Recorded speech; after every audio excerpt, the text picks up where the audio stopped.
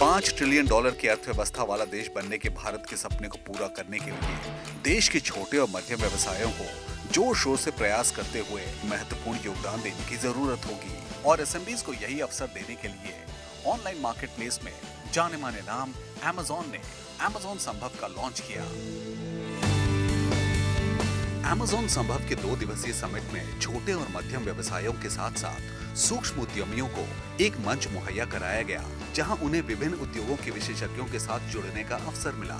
इस समिट में इन उद्यमियों को ई-कॉमर्स से जुड़ी समस्याओं के समाधान जानने को मिले।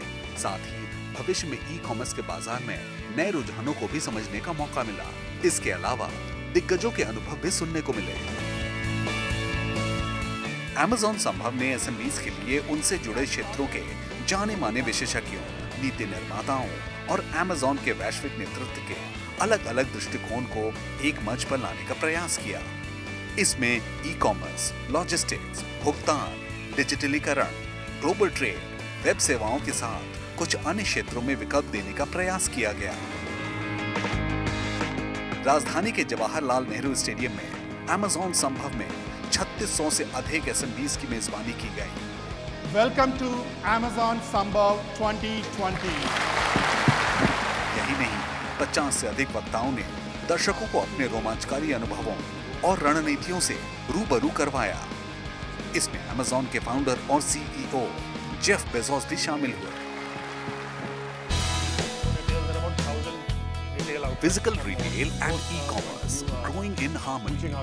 इस सेशन में इंडियन रिटेल इंडस्ट्री के विकास पर बात की गई और साथ ही ऑनलाइन और ऑफलाइन मार्केट प्लेसेस में इसकी क्या भूमिका है, इस पर भी चर्चा की गई। Let me start with Sumit first. Sumit, between KFC, Pizza Hut, Paradise, more retail, there are about 1,000 retail outlets or more.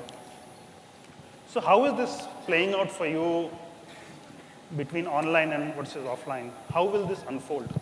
Every category, I think from a consumer perspective, they will experience it in an omni-channel manner. Only thing is, category by category, the mix will vary.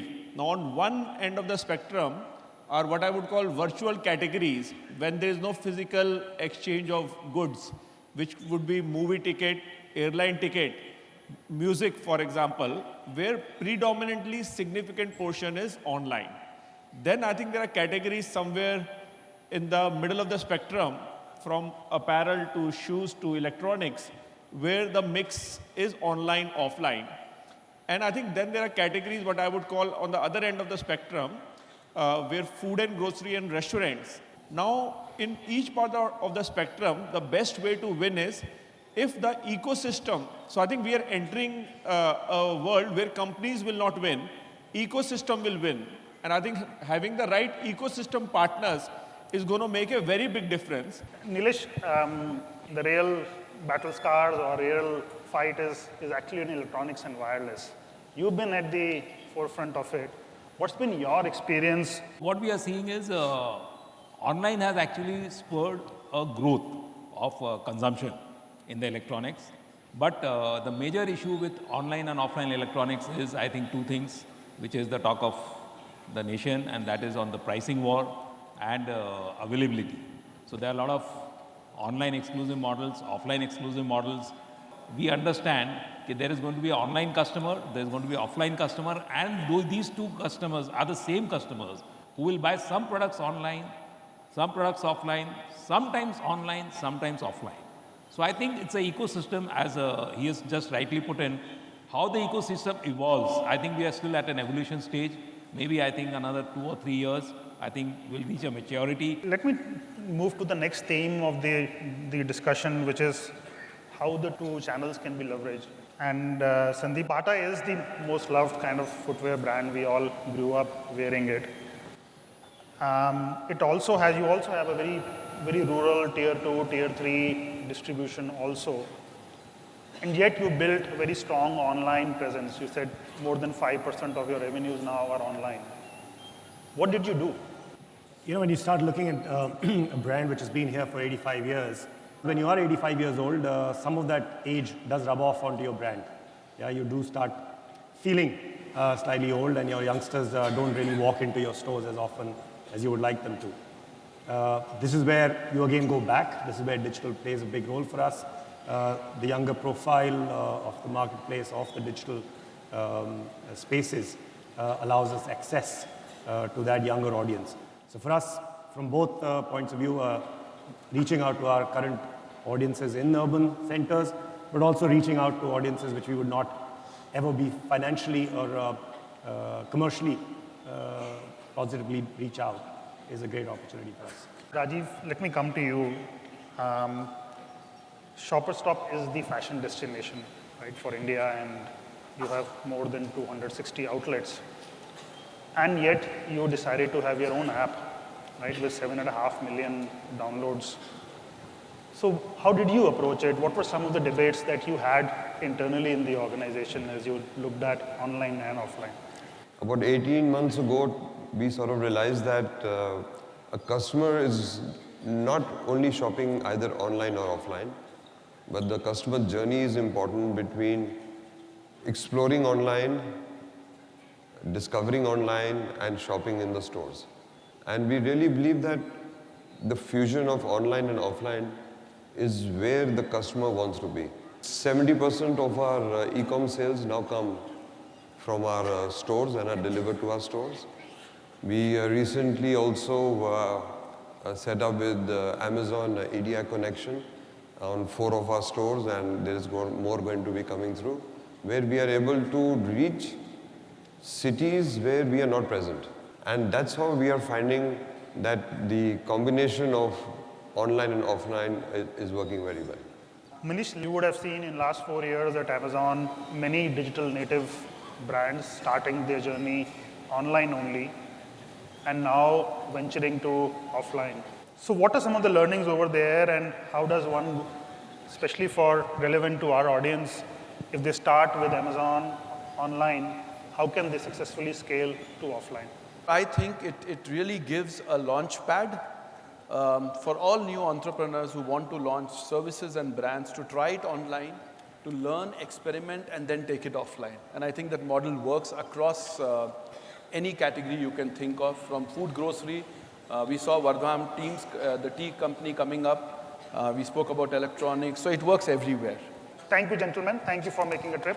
Really, really appreciate it. मान लिया तो संभव है, मान लिया तो संभव है, मान लिया तो संभव है, मान लिया तो संभव है.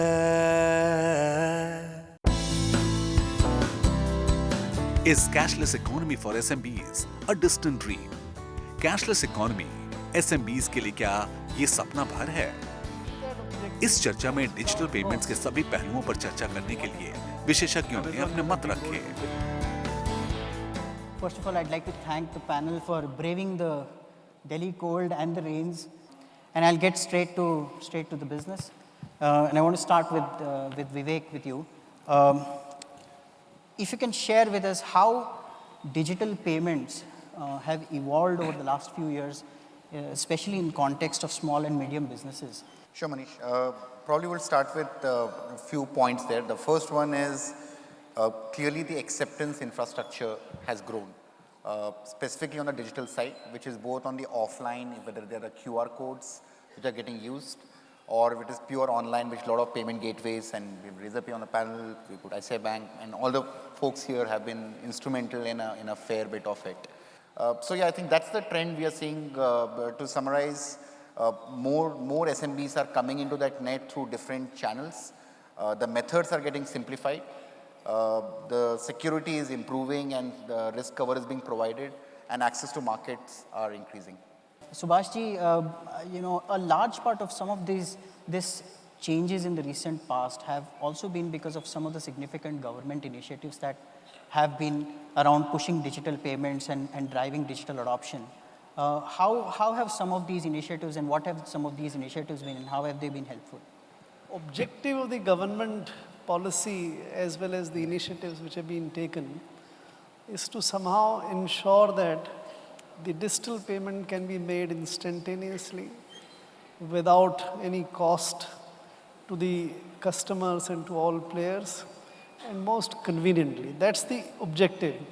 Now, to achieve that objective, a lot of initiatives over a period of time have been taken. To my mind, the test of that is that if anyone sitting in this room here is able to make or receive payment instantaneously in his account without hassles, without cost, if that test is met, to my mind, the government's policy initiatives are succeeding.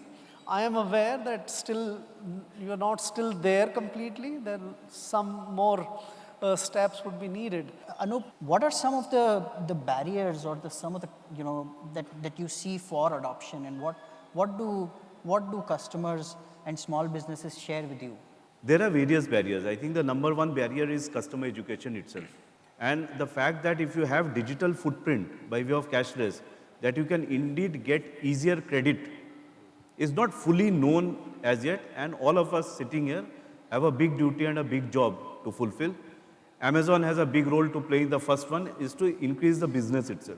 As the number of payment system increases, reconciliation issues also increases for the SME.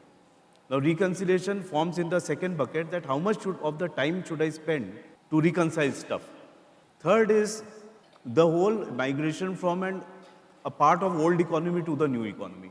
And there we see certainly within our bank, because we have a very, very large set of customers, that the newer generation is adopting faster than the older generation. Rahul, to you and as Anup said, a lot of the new age thinking, etc., as a young startup in this space, trying to innovate in the digital payments segment. What are some of the, like in some of your conversations with the small merchants, right? Whenever you do a sales pitch, what is the first objection that you get? To say, hey, I really don't think so, right? What is the first objection? See, if you look at the scale of the problem in India, SMBs, when you think about in tier 1 cities, still you can understand, okay, tech, we have made tech easier for them. But if you go to tech 2 and tier 2 and tier 3, tech is still does not come so intuitively. So I think one of the biggest challenges we face is actually how we can make the onboarding self-serve from a tech perspective. Still a lot of hand-holding is required. That's the first problem. Again, the second problem, once we move, is probably the onboarding, KYC. Again, a lot of things have happened, and we have kind of gone with the e-KYC, also video KYC have just come out. But still how to do it in a very, very scalable model where we are actually addressing, say, 50 million SMBs or 10 million SMBs in India. I think the problem needs to be solved at a very, very different scale. Thank you for sharing that, Rahul. And I'm just going to change tack a little bit and go back to something that Vivek mentioned. Often, digital or cashless in the context of a small business is often confused with just accepting digital payments. For a lot of micro businesses and small businesses, the commercial or the business part versus the personal part, and also for payments that you make for your business also become important. So Ram, what are some of the products that are emerging and solutions that are emerging now to help in these needs?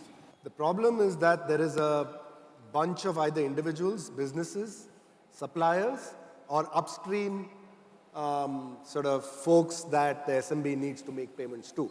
And the variegated methods of payment for each of them. Firstly, the mega point to make is that if that supply chain is,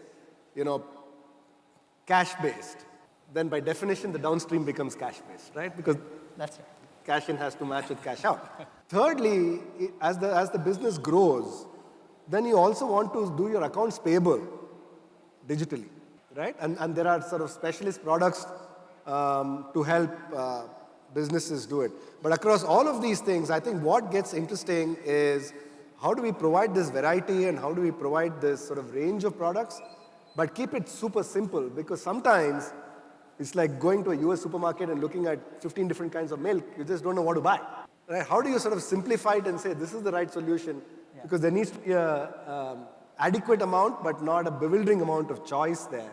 And that's where the role of banks and other partners comes into play to sort of have an ecosystem that's more prolific than banking alone, and many players inserting themselves into the value chain to provide those sort of very specialist, verticalized services. If you were to take a, if you were to take a wager You have to put your money on a number on where or what percentage of payments, or in this case, acceptance of payments of small merchants is going to be digital in the next 3 years.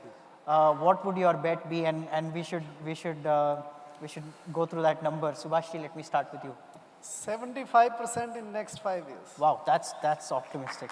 Wow. Rahul? My sense would be somewhere close to 50%. Yeah. Vivek? I would say 80% plus should be par for the course. I think it should be like 10x that number. Vasu? It's a reasonable goal. Okay, I think one thing I want to say, except for Mr. Garg, I think everybody here is in businesses that are going to be advantaged by cashless happening. So we're obviously all very optimistic that we'll get to a high number. But if I just think from a business perspective, this is how I would think of it. If I'm a business that has an in-store kind of, not a web-based, but an in-store, if I'm doing whatever I'm doing, I think that'll grow 5x over the next 5 years. If I happen to have an online channel, that's obviously 100% of it will be cashless. Now it's a question of proportion. If your online takes off in a big manner, then the total percentage of your will go up. But in-store, I think it's a 5x growth from here, depending where they are. So that's it, folks. You've heard it from the panel and from industry leaders here.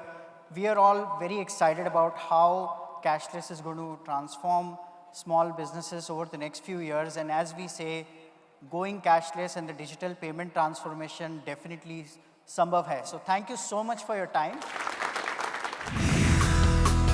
Amazon संभव के अगले episode में खास मुलाकात Amazon के CEO Jeff Bezos से।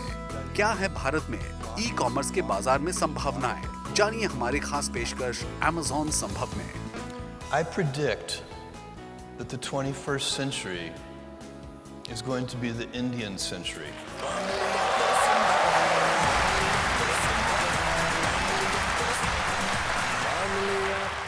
संभव है।